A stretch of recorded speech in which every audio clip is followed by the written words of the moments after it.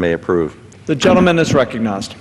We're ultimately here because of a failure by the United States Congress to act. The last time Congress revisited the Clean Water Act was 1987. There's very few members here today who were elected at that time. Now, the reason we have the Clean Water Act is I remember a time when I was young when the Cuyahoga River caught fire because of industrial waste. The Willamette River in my state was an open sewer because it was a convenient place to dump your municipal human waste.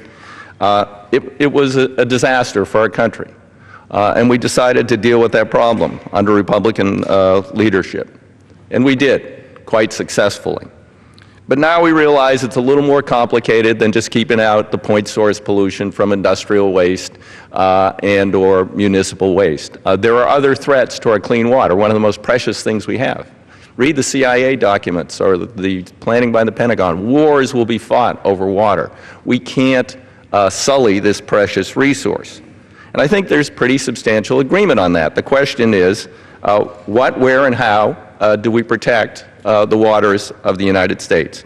This is incredibly confusing. We have a split Supreme Court, contradictory decisions out of the Supreme Court, and we are now today living under Bush-era guidance regarding the Clean Water Act. And that, unfortunately, is described by people from the extremes of the debate, from the American Farm Bureau to the Natural Resources Defense Council, as totally unworkable, inconsistent, incomprehensible. And it provides no certainty to farmers or to conservationists or to developers or anybody else. And that's what we're living under, those rules today. In fact, I mean, here's a quote from the American Farm Bureau. A hodgepodge of ad hoc and inconsistent jurisdictional theories, which ultimately will result and is resulting in increased delays and costs to the public at large.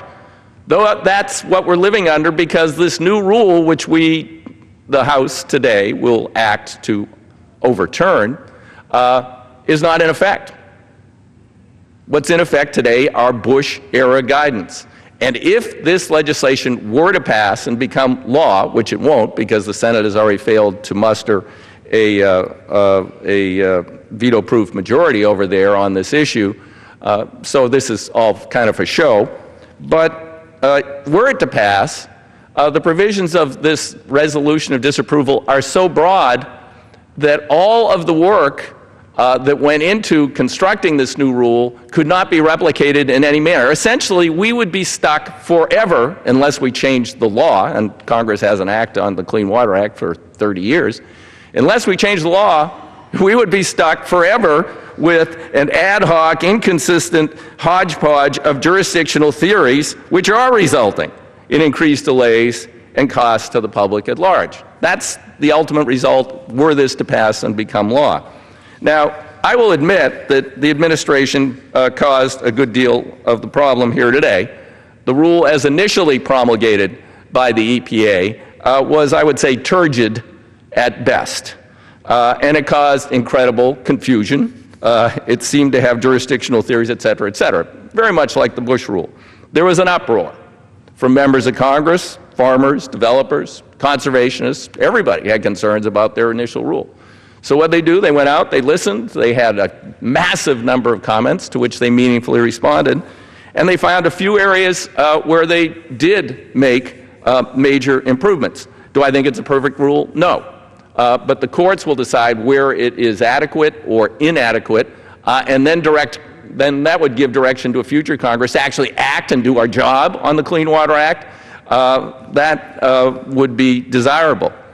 So, you know, it does deal with roadside ditches. Huge concerns about roadside ditches. Good change. It has explicit exemption of municipal separate storm sewers from the Clean Water Act. Again, that was a confusing part of their first rule.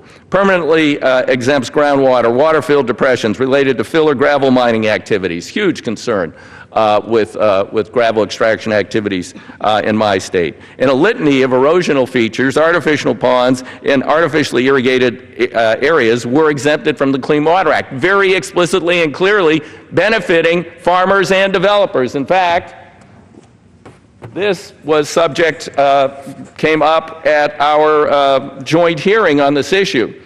Senator Thune brought this. And this was subjected to a Clean Water Act regulatory process. They wanted to turn this into a warehouse facility to develop the land. It's very marginal at best as farmland. And Administrator McCarthy confirmed upon a question from me that in fact under her new rule and guidance this property would be exempt, but under the Bush rule it isn't. So they can't develop it under the Bush rule, but they could develop it under the new rule, which we seek today to overturn. So this new rule is an improvement. Is it perfect? No. And in fact, I think the courts might find it wanting in a number of ways, which would require further action by Congress. But to merely say, we reject it, we want to live under the Bush rule, which everybody hates and says doesn't work, forever, doesn't make a lot of sense. And also acting here today when the Senate has already made it clear that they don't have a veto-proof majority shows that we're wasting time. With that, I reserve the balance of my time. The gentleman reserves. The gentleman from